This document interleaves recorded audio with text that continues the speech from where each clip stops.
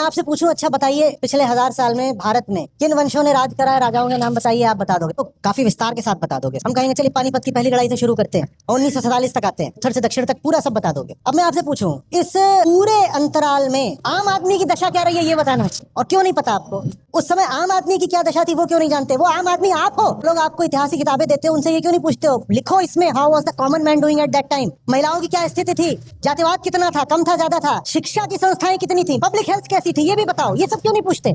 इतिहास सिर्फ और सिर्फ युद्धों और राजा महाराजाओं के किस्से कहानियां तक ही सीमित रहेगी। उसमें जो आम आदमी की जो सच्चाई है ना, उसके बारे में कोई चर्चा है नहीं। पर ऐसा नहीं है कि जो काम इतिहास ने नहीं किया है वो हमें जानने को मिल ही नहीं सकता है। जो काम इतिहास नहीं कर पाया वो काम किया है बखूबी साहित्य ने। साहित्य ने आम आदमी की जो स्थिति थी उस वक्त, जो हालात थे, जमीनी हकीकत थी, उसको बखूबी पेश किया है। एक लेखक अपने अनुभव, अपनी भावनाओं और समाज के अलग अलग पहलुओं को सामने लेके आता है, और यही खूबसूरती है साहित्य की। जैसे अगर मिसाल के तौर पे मैं कहूं तो हिंदुस्तान के बहुत बड़े लेखक हुए मुंशी प्रेमचंद। उन्होंने एक बात कही थी इतिहास और साहित्य को लेकर के। उन्होंने कहा, बड़ी मजेदार बात थी, कि इतिहास में सिर्फ दिनांक सच होती है, बाकी सब कुछ काल्पनिक हो सकता है, झूठ हो सकता है। और साहित्य में सिर्फ और सिर्फ दिनांक काल्पनिक होती है, बाकी सब कुछ सच हो सकता है। क्योंकि साहित्य हकीकत को पेश करता हुआ आया है हमेशा से। तो मैं अगर मुंशी प्रेमचंद की बात करूं तो उनकी एक उपन्यास है जिसका नाम है गोदान। जब हम उसको पढ़ते हैं तो उसमें हर एक चीज मिलती है। गरीबी, जातिवाद, मजबूरी, भूख, कैसे बड़े जमींदार किसानों को चूसते थे, उनका शोषण करते थे, सब कुछ उसमें मिल जाएगा। हर किसी को वो किताब पढ़नी चाहिए। और अगर हम ऐसे ही बात करें पुराने से पुराने साहित्य की, प्राचीन साहित्य की, वाल्मीकि की रामायण और वेद व्यास की महाभारत, उसमें भी हम देख सकते हैं महिलाओं की स्थिति की। अगर हम बात करें तो उसमें देखो सीता की अग्नि परीक्षा, सीता को बाद में डाउट के बेस पे जंगल में छुड़वा दिया। सीता का स्वयंवर असल में नहीं होता है, वो नीलामी होती है। धनुष तोड़ दो, उससे शादी हो जाएगी। और अगर जातिवाद समझना है तो शंभू का वध किया राम ने, क्योंकि वो शूद्र था, उसने ज्ञान प्राप्त कर लिया और अनुमति थी नहीं। वहीं अगर महाभारत को देखोगे तो एक स्त्री को 5 पांडवों ने बांट लिया जैसे मिठाई हो। इससे महिला की स्थिति समझ में आती है। शिक्षा की बात करें और जातिवाद की बात करें तो एकलव्य उसका एग्जाम्पल बहुत अच्छा है। शूद्र को